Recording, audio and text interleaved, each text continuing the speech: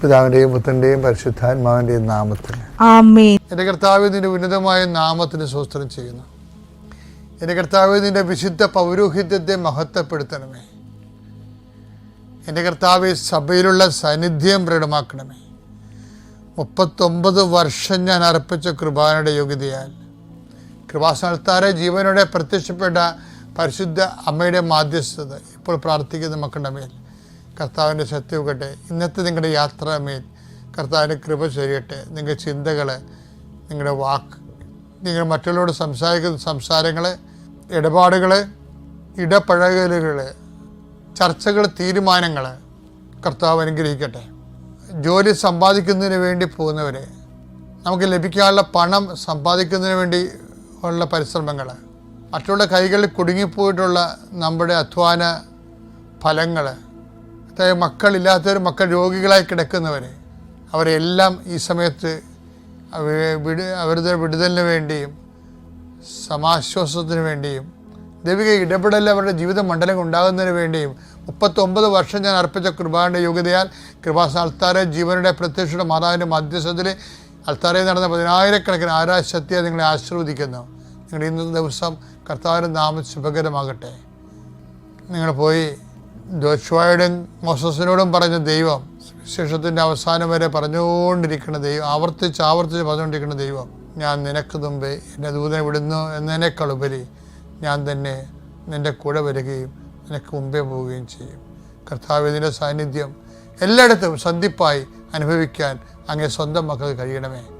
പിതാപുത്രനും പരിശുദ്ധാത്മാവായ സർവ്വശക്തനും എന്നേക്കുമാമേ. നമുക്ക് പ്രാർത്ഥിക്കാം. അമ്മേ പരിശുദ്ധമ്മേ, അമ്മേ പരിശുദ്ധമ്മേ, ദൈവമാതാവേ, കൃപാസനത്തിലൂടെ ഞങ്ങൾക്കും ഞങ്ങളുടെ ദേശത്തിനും അമ്മ മധ്യസ്ഥം തേടി തന്ന എല്ലാ അനുഗ്രഹങ്ങൾക്കും കൃപകൾക്കും ഞങ്ങളിപ്പോൾ ഹൃദയം നിറഞ്ഞ നന്ദി പറയുന്നു. അമ്മേ പരിശുദ്ധമ്മേ, ദൈവമാതാവേ, 2004 ഡിസംബർ 7-ാം തീയതി ഉച്ച കഴിഞ്ഞ് 2:30 കൃപാസനത്തിൽ സംഭവിച്ച അമ്മയുടെ പ്രത്യക്ഷപ്പെടലിനെ കുറിച്ച് തിരുസഭയ്ക്ക് സമർപ്പിച്ചിരിക്കുന്ന പഠനരേഖകളുടെ മേൽ സഭാത്മകമായ പഠനം ആരംഭിക്കുവാൻ ഞങ്ങൾ പ്രാർത്ഥിക്കുന്നു. അമ്മേ പരിശുദ്ധമ്മേ, ഭൂസ്വർലോകങ്ങളുടെ രാജ്ഞിയായ അങ്ങേയ്ക്ക് ഭൗമസംരക്ഷണത്തിനായി പ്രപഞ്ച പ്രകൃതിയെ തന്നെ തിരുസഭ പ്രതിഷ്ഠിക്കുവാൻ ഈ പ്രത്യക്ഷീകരണം വഴി ഇടയാക്കണമേ. പരിശുദ്ധമ്മേ, ജപമാല മാതാവേ, സകല കൃപാസനം പ്രാർത്ഥനകളോടും ചേർത്ത് ഞങ്ങളിപ്പോൾ പ്രാർത്ഥിക്കുന്ന ഈ കുടുംബത്തിന്റെ പ്രത്യേക നിയോഗം. ഇന്നത്തെ നിയോഗം പറ മക്കളെ.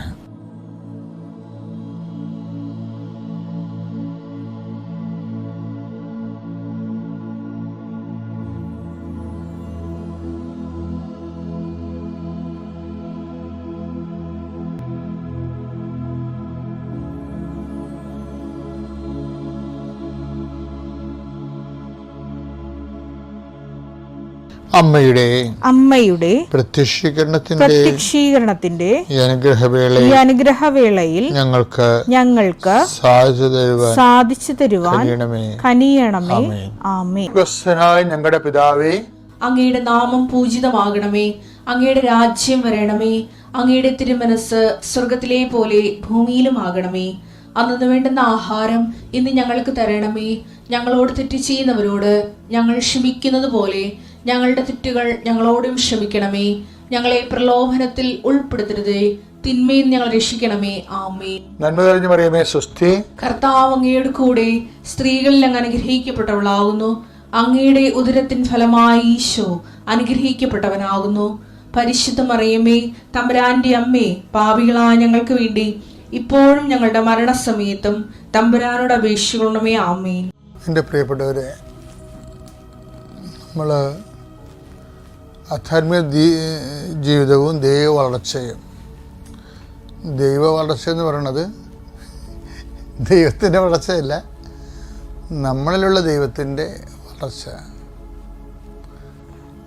ദൈവത്തെക്കുറിച്ച് അറിയുകയും അറിയുന്നതനുസരിച്ച് നമ്മൾ ഇൻവെസ്റ്റ് ചെയ്യും. അവിടെ അവലംബം വെക്കും, ആശ്രയിക്കും. അതനുസരിച്ച് നമുക്ക് ഒരു ഔട്ട്കം കിട്ടും, റിസൾട്ട് കിട്ടും, ഒരു ബലം കിട്ടും നമുക്ക്. അങ്ങനെയാണ് നമ്മൾ ദൈവത്തിൽ വളരണത്. ദൈവവിശ്വാസം കൃപാസനത്തിൻ്റെ ഒരു അപ്രോച്ച് രീതി അതാണ്. അതായത് നമ്മൾ ഒരു ഫോർമുല അപ്ലൈ ചെയ്തിട്ട് അതിൻ്റെ തനത് ഫലങ്ങൾ ക്രിയേറ്റ് ചെയ്യാൻ പറ്റുമെന്നുള്ള ഒരു ദൈവാനുഭവത്തിൽ നിന്നാണ് നമ്മുടെ ഉടമ്പടിയുടെ പല കാര്യങ്ങൾക്കും സൊല്യൂഷൻ ഉള്ളതായിട്ട് ആൾക്കാരെ സാക്ഷ്യപ്പെടുത്തുന്നത്. സൊല്യൂഷൻ വെച്ചാൽ പരിഹാരം ഉള്ളതായിട്ട്. ഇപ്പോൾ ഉദാഹരണത്തിന് റോമ 4:20 ദൈവത്തെ മഹത്വപ്പെടുത്തിക്കൊണ്ട് ഒന്ന് പറഞ്ഞ ഏറ്റവും ദൈവത്തെ മഹത്വപ്പെടുത്തിക്കൊണ്ട് അവൻ വിശ്വാസത്താൽ ശക്തി പ്രാപിച്ചു. ഇപ്പം വിശ്വാസത്തിൻ്റെ ഒരു രീതി എന്ന് പറയുന്നത് അവർ കേവലമായിട്ട് ഒരിക്കലും നിൽക്കത്തില്ല. വിശ്വാസം ഇങ്ങനെ എംപവർ ചെയ്തുകൊണ്ടിരിക്കുക, ശക്തി പ്രാപിക്കുക. അതുകൊണ്ടാണ് ഞാൻ എപ്പോഴും നിങ്ങളോട് പറയുന്നത് ഈ ക്രോണോളജിക്കൽ ഫെയ്ത്ത് എന്ന് പറയുന്ന ഒരു കോൺസെപ്റ്റിനെ കുറിച്ച്. ക്രോണോളജിക്കൽ ഫെയ്ത്ത് എന്ന് പറയുന്നത് നമുക്കിപ്പോൾ എത്ര വയസ്സുണ്ട്. ഇപ്പോൾ എനിക്ക് 65 വയസ്സായി. അപ്പോൾ ഈ 65 വയസ്സിൻ്റെ വിശ്വാസമാണ് ഇത് ലെവൽ വേണ്ടത്. പക്ഷേ ജീവിതമായത് കാരണം നമുക്ക് 65 വയസ്സുകാരന് 70 വയസ്സിൻ്റെ വിശ്വാസം. എങ്ങനെ വിശ്വാസം എന്ന് പറഞ്ഞ കുതിര ജീവിതമാകുന്ന വണ്ടിയുടെ മുമ്പിലുണ്ടാകണം. വിശ്വാസമല്ലേ നമ്മൾ വലിച്ചുകൊണ്ട് പോണത്. വണ്ടിയുടെ പുറകിലാണ് കുതിരയെങ്കിൽ എന്തു ചെയ്യും? കുതിരക്കും ഗുണമില്ല, വണ്ടിക്കും ഗുണമില്ല. അപ്പം അതുകൊണ്ട് തന്നെ എപ്പോഴും ഈ ക്രോണോളജിക്കൽ ഇയറിനെ കവർ ചെയ്ത് കയറി നിൽക്കണം വിശ്വാസ വർഷം എന്ന് പറയുന്നത്. ഫെയ്ത്ത് ഇയർ എന്ന് പറഞ്ഞ സംഭവമുണ്ട്. ഫെയ്ത്ത് ഇയർ എപ്പോഴും ഒരു വർക്കൗട്ട് ചെയ്യുമ്പോൾ നമ്മൾ ജിംനേഷ്യത്തിൽ നമ്മൾ വർക്കൗട്ട് എന്നാണ് പറയണത്. ആധ്യാത്മിക ജീവിതത്തിലും ഈ വർക്കൗട്ടുണ്ട്. വർക്കൗട്ട് ഇപ്പോൾ ഞാൻ ഇന്നലെ ഒരു വർക്കൗട്ട് പറഞ്ഞില്ലേ നിങ്ങളോട്. എന്ന് വെച്ച് കഴിഞ്ഞാൽ നിന്നെ ഞാൻ എല്ലാ ജനങ്ങളുടെ മുമ്പിൽ ഉന്നതനാക്കും എന്ന് പറയുന്ന ദൈവം ഉടനെ ചെയ്യണേ എന്താ? വെള്ളപ്പൊക്കത്തിൻ്റെ മുമ്പിൽ കൊണ്ടുവന്ന് നിർത്തുകയാണ് ജോഷുവാനെ, ഇല്ലേ? എന്നിട്ട് അത് സോൾവ് ചെയ്യാൻ പറയും. വെള്ളപ്പൊക്കത്തിലൂടെ ഗത്തുറു ചെയ്യാൻ പറയും. അപ്പോൾ ഗത്തുറു ചെയ്യാൻ പറയുമ്പോൾ വെള്ളപ്പൊക്കം കണ്ടാൽ ഭീരുവായി പിന്തിരിഞ്ഞ് ഓടാതിരിക്കാൻ പറയും. ശക്തനായിരിക്കണം, ധീരനായിരിക്കണം എന്ന് പറയും. അപ്പോൾ അങ്ങനെ ശക്തനും ധീരനുമായിരിക്കുക.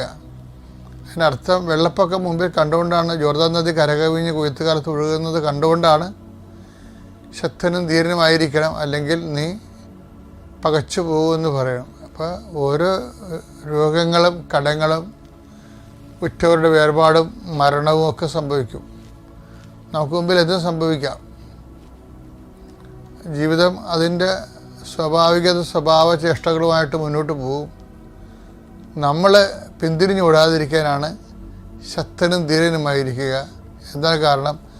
നിന്നെ ഇതുവരെ നയിച്ച ദൈവം നിൻ്റെ മുമ്പേ പോകുന്നുണ്ടെന്ന്. വെള്ളപ്പൊക്കം അല്ല മുമ്പിൽ, ദൈവമാണെന്ന് ഓർക്കണം. നമ്മൾ പക്ഷെ കാണുന്ന വെള്ളപ്പൊക്കത്തെ ആയിരിക്കും. ഈ വെള്ളപ്പൊക്കത്തിൽ നമുക്ക് ഇടയ്ക്ക് കാണാത്ത ദൈവത്തെ കാണുന്നതിനാണ് വിശ്വാസം എന്ന് പറയുന്നത്. അത് ഇപ്പോൾ പറഞ്ഞതുപോലെ ഓരോ ദിവസവും ശക്തിപ്പെട്ടുകൊണ്ടിരിക്കണം. ആ വചനം ഒന്നൊരു വായിച്ച്. ദൈവത്തെ മഹത്വപ്പെടുത്തിക്കൊണ്ട് അവൻ വിശ്വാസത്താൽ ശക്തി പ്രാപിച്ചു. അപ്പം ഈ നമുക്ക് ദൈവത്തെ മഹത്വപ്പെടുത്താനുള്ള ഒരു സിറ്റുവേഷനിലേക്ക് ദൈവം നമ്മളെ കൊണ്ടുപോകും. അപ്പം അവിടെ നമുക്ക് ചെയ്യാനുള്ളത് ദൈവത്തെ മഹത്വപ്പെടുത്തുകയാണ് ചെയ്യാനുള്ളത്. വിശ്വാസ പ്രമാണം. സർവശക്തനായ പിതാവും ആകാശത്തിന്റെയും ഭൂമിയുടെയും സൃഷ്ടാവുമായ ദൈവത്തിൽ ഞാൻ വിശ്വസിക്കുന്നു. അവിടുത്തെ ഏകപുത്രനും ഞങ്ങളുടെ കർത്താവുമായ ഈശോമിശിഹായിലും ഞാൻ വിശ്വസിക്കുന്നു. ഈ പുത്രൻ പരിശുദ്ധാത്മാവിനാൽ ഗർഭസ്ഥനായി കന്യകാ മറിയത്തിൽ നിന്ന് പിറന്ന് പൊന്തിയോസ് പീലാത്തോസിന്റെ കാലത്ത് പീഡകൾ സഹിച്ച് കുരിശിൽ തറയ്ക്കപ്പെട്ട് മരിച്ച് അടക്കപ്പെട്ട് പാതാളങ്ങളിൽ ഇറങ്ങി മരിച്ചവരുടെ ഇടയിൽ നിന്ന് മൂന്നാം നാൾ ഉയർത്ത് സ്വർഗത്തിലേക്ക് എഴുന്നള്ളി സർവശക്തിയുള്ള പിതാവായ ദൈവത്തിന്റെ വലതുഭാഗത്തിരിക്കുന്നു. അവിടെ നിന്ന് ജീവിക്കുന്നവരെയും മരിച്ചവരെയും വിധിക്കുവാൻ വരുമെന്നും ഞാൻ വിശ്വസിക്കുന്നു. പരിശുദ്ധാത്മാവിലും ഞാൻ വിശ്വസിക്കുന്നു.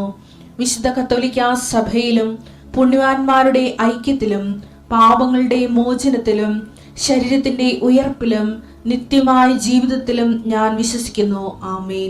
അപ്പോൾ എന്താ കുഴപ്പമെന്ന് വെച്ച് കഴിഞ്ഞാൽ ഇവരുടെ ആദ്യത്തെ കുഞ്ഞിനെ പ്രസവിച്ച് കഴിഞ്ഞപ്പോൾ പോയതാ. പിന്നെ അതിനുള്ളിൽ അവർ ഒരു 2-3 കൊല്ലം കഴിഞ്ഞപ്പോൾ ഒരു കുഞ്ഞിനെ കൂടി പ്രസവിച്ചു. അതിന് 3.5 വയസ്സ്, രണ്ടാമത്തെ കുഞ്ഞിന് 3.5 വയസ്സായപ്പോൾ ഇസ്രായേലിൻ്റെ നിയമം എന്താ, നമുക്ക് മറ്റ് യൂറോപ്യൻ രാജ്യങ്ങളിൽ താമസിക്കുന്ന പോലെ ഗൾഫ് രാജ്യത്തും ഇസ്രായേലിലും ഒന്നും ജീവിക്കാൻ പൗരത്വം കിട്ടത്തില്ല, എനിക്കത് മരിക്കാൻ പറ്റുകയില്ല. അപ്പോൾ അവർ പറഞ്ഞ് 3.5 വയസ്സ്, കൊച്ചിന് 3.5 വയസ്സായപ്പോൾ ഞാൻ കൊച്ചിനെ കൊണ്ടായിക്കൊള്ളാൻ പറഞ്ഞു, വീട്ടിൽ ഇന്ത്യയെ കൊണ്ടാക്കാൻ പറഞ്ഞു. കാര്യം അവിടെ യഹൂദന് മാത്രമേ പൗരത്വം ഉള്ളൂ. അപ്പോൾ ഇവർക്ക് സങ്കടമായി ഭയങ്കര. കാര്യം ആദ്യത്തെ കുഞ്ഞിൻ്റെ കൂടെ നിന്നില്ല,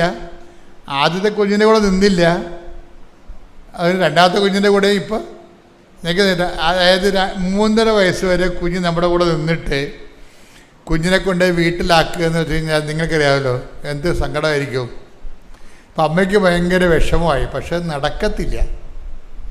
അപ്പം അങ്ങനെ ഇവർക്കാണെങ്കിൽ അവിടുന്ന് രക്ഷപ്പെടാനും പറ്റത്തില്ല. കാര്യം ഇവർ GNM ആണ്, പഴയ മലയാള സ്കൂളിൽ പഠിച്ച ആളാണ്. ജനറൽ നേഴ്സിംഗ് ഉള്ള, BSc നേഴ്സിംഗ് ഇല്ല. അപ്പം അതുകൊണ്ട് മറ്റ് രാജ്യങ്ങളിലേക്ക് പോയാൽ, ഇപ്പം ന്യൂസിലൻഡ് പോലൊരു രാജ്യങ്ങളിലേക്കൊക്കെ പോവുകയാണെങ്കിൽ ഭർത്താവിന് അതുപോലെ തന്നെ ഭാര്യയ്ക്കും കുഞ്ഞുങ്ങൾക്കൊക്കെ ആയിട്ട് ജീവിക്കാൻ പറ്റും. ന്യൂസിലൻഡിൽ 2 കൊല്ലം പോയി അവർ താമസിച്ചാൽ ആസ്ട്രേലിയയിലേക്ക് ഈസി ആയിട്ട് വിസ കിട്ടുകയും ചെയ്യും. പക്ഷേ ഇവർ GNM ആണ്. അതുകൊണ്ട് അവിടെ ഒരു ഹോം നേഴ്സിൻ്റെ വർക്കാണ് ചെയ്യണത്. ഈ ഹോം നേഴ്സിൻ്റെ വർക്കൊക്കെ ചെയ്ത് കഴിഞ്ഞാൽ ഒന്നും എല്ലായിടത്തും ഒന്ന് പിടിച്ചു കയറാൻ പാടായിരിക്കും. അപ്പോൾ ഇവർക്ക് ഭയങ്കര ഞാനീ പറഞ്ഞ അതായത് ജീവിതത്തിൻ്റെ ഡീമെറിറ്റുകളെക്കുറിച്ച് പറയുകയാണ്. എന്താ ഉടമ്പടി വർക്ക് ചെയ്യണം എങ്ങനെ, not by merit but by grace. അത് ഓർത്തേക്കണം. ഇവരുടെയൊക്കെ തടസ്സങ്ങൾ മനസ്സിലായില്ലേ, അവിടെ മെറിറ്റില്ല. എന്താണ് കാര്യം, ഒരു GNM. രണ്ടാമതെന്താ കാര്യം, ഇവിടെ വിസ പ്രോസസ്സ് ചെയ്യത്തില്ല ഒരിക്കലും. കാര്യം എന്താ, 40 വയസ്സുണ്ട്, 39 വയസ്സെന്ന് പറയുമ്പോൾ ഓൾറെഡി 40. ഇവർക്ക് എന്താ കാര്യം, ഒരു പല സ്റ്റുഡൻറ്റ് വിസയ്ക്ക് പോകാമെന്ന് വെച്ചു കഴിഞ്ഞാൽ 35 വയസ്സാണെങ്കിൽ ഓക്കെയാണ്. 35 കഴിഞ്ഞാൽ പിന്നെ സ്റ്റുഡൻറ്റ് വിസയും നടക്കത്തില്ല. അപ്പോൾ ഞാൻ എന്താ പറയണത്, മെറിറ്റുകൾ ഓരോന്നായി പോയിക്കൊണ്ടേയിരിക്കുകയാണ്. ഞാൻ എപ്പോഴും നിങ്ങൾ പറയാം not by merit but by grace എന്ന് പറയുമ്പോൾ ചില അണ്ണന്മാർക്ക് മനസ്സിലാകത്തില്ല. മനസ്സിലാക്കാതെ ഇനി മുന്നോട്ട് പോകാൻ പറ്റത്തില്ല.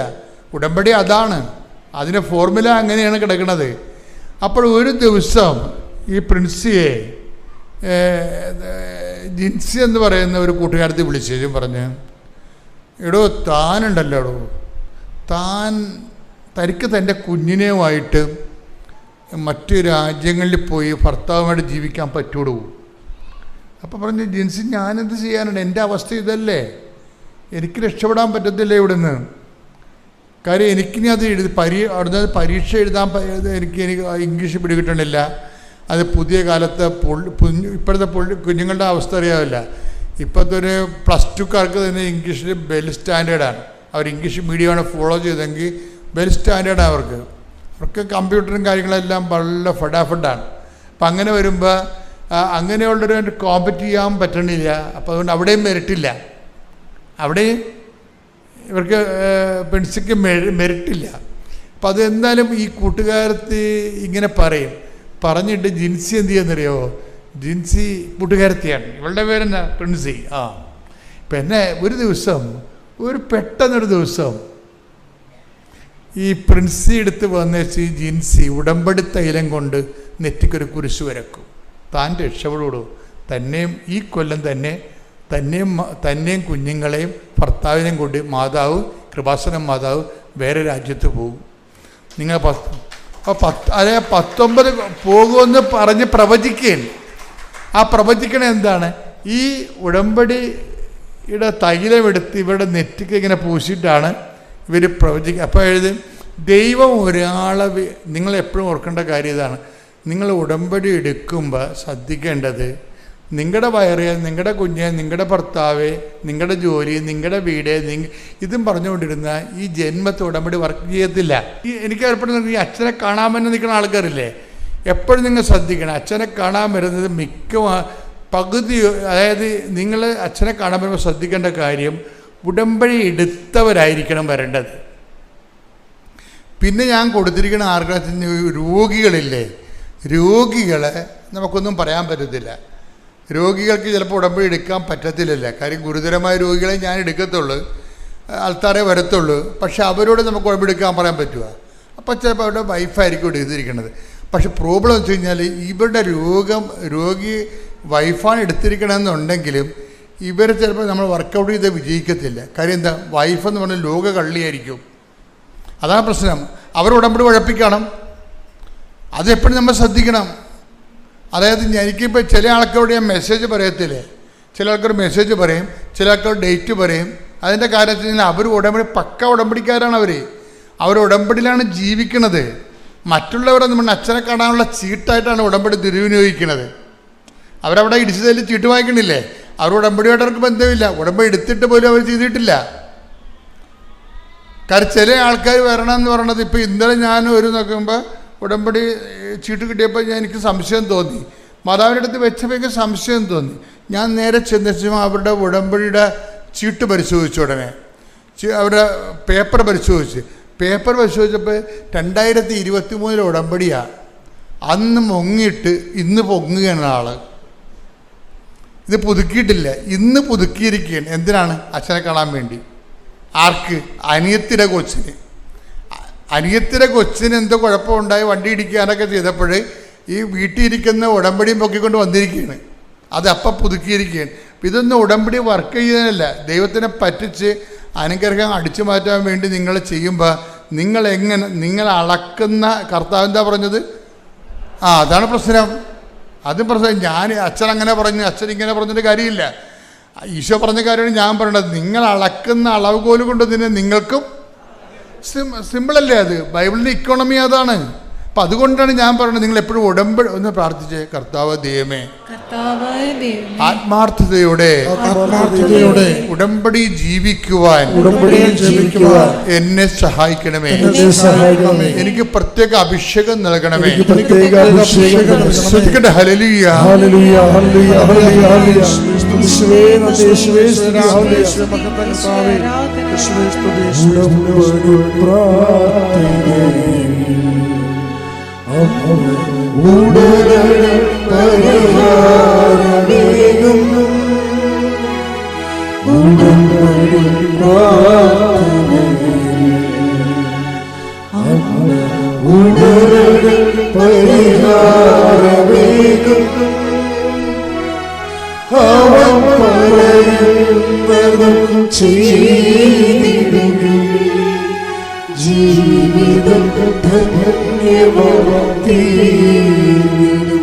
പിന്നെ ബയോസിക്ക് അയച്ചപ്പോൾ ആ റിപ്പോർട്ട് ക്ലിയർ ഇല്ലെന്ന് പറഞ്ഞു. പിന്നെ അതിനുശേഷം 3 മാസം കഴിഞ്ഞിട്ട് ഞങ്ങൾ ടെസ്റ്റിന് ചെല്ലാൻ പറഞ്ഞു. അപ്പോൾ ആഘോഷം 30-ന് ഞാൻ വീട്ടിൽ ഇങ്ങനെ വന്ന് എനിക്ക് കടന്നുറങ്ങാൻ പറ്റുന്നുണ്ട്. ഭയങ്കര ഹാർട്ട് ബീറ്റായിരുന്നു. അതിൻ്റെ കാശുരൂപം കൊന്തയും ഞാൻ നെഞ്ചിനോട് ചേർത്ത് പിടിക്കുമായിരുന്നു. അപ്പോൾ അങ്ങനെ ഞാൻ കടക്കാൻ പറ്റത്തില്ലായിരുന്നു. അപ്പോൾ അമ്മയോട് ഞാൻ പറയുമായിരുന്നു, അമ്മ എനിക്ക് ഇന്നെങ്കിലും കടന്നുറങ്ങാൻ പറ്റണേ. അങ്ങനെ പറഞ്ഞ സമയത്ത് പരിശുദ്ധ അമ്മ എൻ്റെ അടുത്ത് വന്നു. നിൻ്റെ രോഗം സൗഖ്യപ്പെട്ടതിന് ശേഷം നീ എൻ്റെ അടുത്ത് വരണേ എന്ന് പറഞ്ഞു. അങ്ങനെ കുറച്ച് കഴിഞ്ഞ ശേഷം എൻ്റെ റൂമിൽ നല്ല പ്രകാശമായിട്ട് അപ്പോൾ ഒരു ശബ്ദം കേൾക്കാം, നിൻ്റെ ജീവിതത്തിൽ അത്ഭുതം പ്രവർത്തിച്ചു, ക്യാൻസർ എന്ന രോഗത്തെ സുഖപ്പെടുത്തിയിരിക്കുന്നതെന്ന് പറഞ്ഞിട്ട് ഈശോ എൻ്റെ അടുത്ത് നിന്ന് പോകുന്നതായിട്ട് ഞാൻ കാണുന്നത്. പിന്നെ ഡിസംബറിൽ ഞങ്ങൾ പിന്നെയും ടെസ്റ്റിന് പോയി.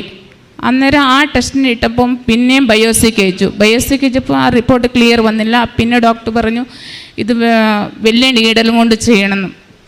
അന്നേരം ആ സമയത്തൊക്കെ ഞാൻ എപ്പോഴും പോകുന്ന സമയത്ത് ഞങ്ങൾ വീട്ടിൽ നിന്ന് 6:30 ഇറങ്ങും, 9:30 ആകുമ്പോൾ മംഗലാരത്തെത്തോളൂ. അപ്പോൾ ഞാൻ പരിശുദ്ധ അമ്മയോട് പറഞ്ഞിട്ട് പോകും, അമ്മേ നീ ആയിരിക്കണേ എൻ്റെ ടെസ്റ്റുകളെല്ലാം ചെയ്യുന്നത്. നീ മാത്രമാണ് എന്നെ സുഖപ്പെടുത്താൻ സാധ്യമുള്ളൂ എന്ന് പറയുമായിരുന്നു. പിന്നെ ഞാൻ അങ്ങനെ എല്ലാ നേർച്ച വസ്തുക്കളും ഉപയോഗിച്ചിട്ടാണ് ഞാൻ പോണത്. അപ്പോൾ അന്നങ്ങനെ ജനുവരി 11 ചേച്ചിയാണ് എൻ്റെ കൂടെ ടെസ്റ്റിന് വേണ്ടി വരുന്നത്. അപ്പോൾ ആ ടെസ്റ്റിന് വേണ്ടി അൾട്രാസൗണ്ട് ബയോപ്സിക്ക് വേണ്ടി അവിടെ ഇരിക്കുന്ന സമയത്ത് വിശ്വാസ പ്രമാണം ചൊല്ലി പ്രദക്ഷിണ പ്രാർത്ഥന ചൊല്ലി നേർച്ച തൈലം ഉപയോഗിച്ചിട്ടാണ് ഞാൻ സ്കാനിങ്ങിന് വേണ്ടി പോണത്. അപ്പോൾ ആ റൂമിൽ ഇരിക്കുന്ന സമയത്ത് 4 സിൽവർ കളറിൻ്റെ മുത്ത് എനിക്ക് കാണുവാൻ സാധിച്ചു. അന്നേരം ഇവൻ എൻ്റെ പ്രിയപുത്രൻ, ഇവനെ ഞാൻ പ്രസാദിച്ചിരിക്കുന്നു എന്ന് യേശു യോഹന്നാൻ സ്നാപകൻ്റെ അടുത്ത് സ്ഥാനപ്പെട്ടിന് പോകുമ്പോൾ പരിശുദ്ധാത്മാവ് യേശുവിൻ്റെ തലയ്ക്ക് ചുറ്റും പറക്കുന്നത് കാണുവാനിരിക്കുന്നു. അതേപോലെ 2 പ്രാവശ്യം എനിക്ക് ശബ്ദം കേട്ടു. അതിനുശേഷം ഞാൻ സ്കാനിങ്ങിന് വേണ്ടി പോയി. സ്കാനിങ്ങിന് വേണ്ടി പോകുന്ന സമയത്ത് കാശുരൂപം കൈ പിടിച്ച്, അപ്പോൾ സ്കാനിങ്ങിലൂടെ പരിശുദ്ധമേ നീ ആയിരിക്കണേ എൻ്റെ സ്കാനിങ് ഒക്കെ ചെയ്യുന്ന റിപ്പോർട്ടൊക്കെ നോർമലാക്കി തരണമേ എന്ന് പറഞ്ഞു. അങ്ങനെ അത് ആ ഫ്ലൂയിഡ് എടുത്തു. അതിലൊരു ചെറിയൊരു മാംസകഷ്ണം ഉണ്ടായിരുന്നു. ആ മാംസകഷ്ണം ബയോപ്സിക്ക് വേണ്ടി ഇട്ടു. അപ്പോൾ ഞാൻ അത് ലാബിൽ കൊടുക്കുന്നതിന് മുന്നേ എൻ്റെ കയ്യിൽ തന്നായിരുന്നു. അപ്പം ഞാൻ പ്രാർത്ഥിച്ചു, മാതാവേ വിശ്വാസ പ്രമാണം ചൊല്ലി പ്രദക്ഷിണ പ്രാർത്ഥന ചൊല്ലി നേർച്ച തൈലം തൊട്ടിട്ടാണ് കൊടുക്കുന്നത്. അത് കഴിഞ്ഞ് ആ റിപ്പോർട്ട് വന്നു. അപ്പം അന്ന് രാത്രി ഞാൻ വീട്ടിൽ വന്ന് കിടന്നുറങ്ങുന്ന സമയത്ത് അപ്പോൾ ആ ഫ്ലൂയിഡ് എടുത്ത ബോട്ടിൽ എന്നെ കാണിച്ചു. കാണിച്ചിട്ട് ഈശോ പറയുവാണ്, ഇത് എൻ്റെ രക്തവും ശരീരമാകുന്നതാണെന്ന് കാണിച്ചിട്ട് ഈശോ എൻ്റെ റൂമിൽ ഇറങ്ങി പോകുന്നതായിട്ട് ഞാൻ കാണുന്നത്. പിന്നീട് ആ റിപ്പോർട്ട് ജനുവരി 21 കിട്ടി ഞങ്ങൾക്ക്. അപ്പോൾ ചേച്ചിയുടെ മോളോടെ വർക്ക് ചെയ്യുന്നത്. അപ്പോൾ ഞാൻ പറഞ്ഞു ദേവപ്രസാദ് സാറിനെ കാണിക്കുന്ന ഈ റിപ്പോർട്ട്. അപ്പോൾ ആ റിപ്പോർട്ട് കാണിച്ചപ്പോൾ അവളോട് പറയുന്നുണ്ട് ഡോക്ടർ ഇത് ക്യാൻസറാണെന്ന്. അപ്പോൾ ആ ചൊവ്വാഴ്ച അവൾ കാണിച്ചു. അതേ ശനിയാഴ്ച ഞങ്ങൾ കൊണ്ടുപോയി കാണിച്ചപ്പോൾ ഡോക്ടർ ഇത് ക്യാൻസർ ഒന്നുമില്ല, ഇത് നോർമലാണെന്ന് പറഞ്ഞു. അതിനുശേഷം പിന്നെ ഡോക്ടർ പറഞ്ഞു ഫെബ്രുവരിയിൽ അഡ്മിറ്റ് ആവണം, ഫെബ്രുവരി 6 ഓപ്പറേഷൻ ചെയ്ത് കളയണമെന്ന് പറഞ്ഞു. അങ്ങനെ ഓപ്പറേഷന് വേണ്ടി ഫെബ്രുവരി 6 ഡേറ്റ് തന്ന് 8 ഓപ്പറേഷൻ എന്ന് പറഞ്ഞ് ഫിക്സാക്കി. അത് കഴിഞ്ഞ ശേഷം ഞാൻ ഫെബ്രുവരി 2 പള്ളിയിൽ കുർബാന ഉണ്ടായിരുന്നു. ആ കുർബാനയുടെ സമയത്ത് പരിശുദ്ധ അമ്മയുടെ ആ സിൽവർ കളറുള്ള നെക്ക് എൻ്റെ നെക്കിൽ വന്ന് അടിക്കുന്നതായിട്ട് കൊണ്ട് അതിനുശേഷം അത് മാറിയിട്ട് ഗോൾഡൻ കളറായിട്ടുണ്ട്. അവിടെ ആ കുർബാനയുടെ സമയത്ത് തന്നെ സ്വർണ്ണ കളറിലുള്ള പ്രാവ് ആകാശത്തിലോട്ട് പറന്നു പോകുന്നു. ഒരു പേടകവും അതിനിടയിൽ നിന്ന് ഒരു വെള്ളപ്രാവ് ആകാശത്തിലോട്ട് പറന്നു പോകുന്നു. ആ സമയത്ത് തന്നെ ഞങ്ങളുടെ കുർബാനയിൽ ചെല്ലുന്ന അച്ഛനെ കാണുന്നത് എനിക്ക് ജോസഫച്ചനെ തന്നെയാണ്. പിന്നെ ഞാൻ കണ്ണു തുറന്നു നോക്കുന്നു, അന്നേരം ജോസഫച്ചനെ തന്നെയാണ് എനിക്ക് കാണുന്നത്. അച്ഛൻ്റെ കയ്യിലുള്ള ആ ബ്ലെസ്സിങ് കുരിശ് എൻ്റെ തലയിൽ വന്ന് ബ്ലെസ്സിങ് ചെയ്യുന്നതായിട്ടാണ് ഞാൻ കാണുന്നത്. അതിനുശേഷം വന്ന് പിന്നെ 6 അഡ്മിറ്റായി. അപ്പം ഞാൻ ഹോസ്പിറ്റലിൽ ചെല്ലുന്ന സമയത്ത് നല്ല മുല്ലപ്പൂവിൻ്റെ സുഗന്ധം അനുഭവപ്പെട്ടു. പിന്നെ ആ ദേവപ്രസാദ് സാറിൻ്റെ OPDയിൽ ഇരിക്കുന്ന സമയത്ത് പരിശുദ്ധ അമ്മ ഡോക്ടറുടെ പുറകിൽ നിൽക്കുന്നതായിട്ട് ഞാൻ കാണുന്നത്. പിന്നെ പിന്നെ അഡ്മിറ്റായി. അതിന് CT സ്കാൻ ചെയ്തു. പിന്നെ അഡ്മിറ്റായി. ഒരു 7-ാം തീയതി ഒരു 2 മണി ആയ സമയത്ത് ഞാൻ പ്രാർത്ഥനയും ചെല്ലും കൊന്തയും ചെല്ലും വിശ്വാസ പ്രമാണം അങ്ങനെ കിടക്കുന്ന സമയത്ത് എൻ്റെ ഇടത്തെ കണ്ണ് സിൽവർ കളറായിട്ട് മാറുന്നു. അങ്ങനെ 10 മിനിറ്റ് സമയത്തോളം ഉണ്ടായിരുന്നു. പിന്നെ അതിനുശേഷം എൻ്റെ ഇടത്തെ കൈക്ക് 5 വർഷത്തോളമായി കൈയും പൊക്കാൻ പറ്റത്തില്ല, ഭയങ്കര വേദനയായിരുന്നു.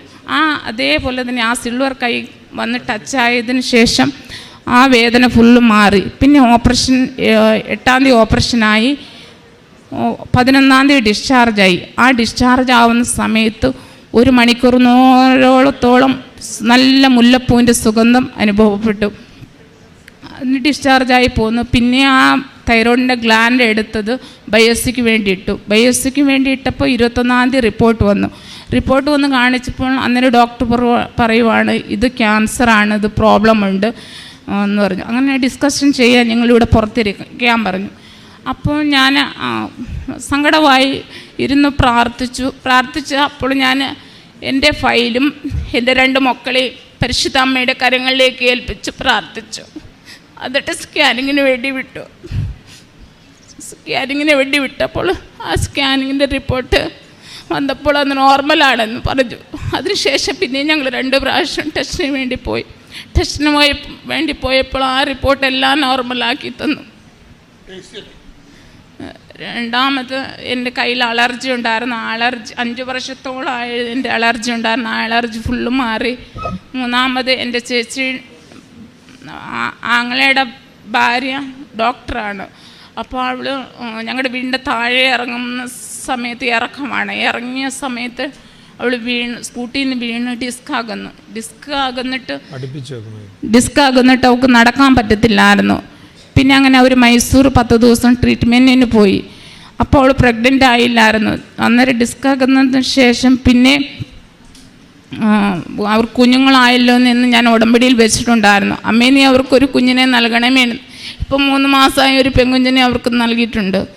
4 മാസമായിട്ട് എൻ്റെ ചേച്ചിയുടെ മകൻ ഡിപ്ലോമയ്ക്ക് മൂടബിദ്രയിൽ പഠിക്കുമായിരുന്നു.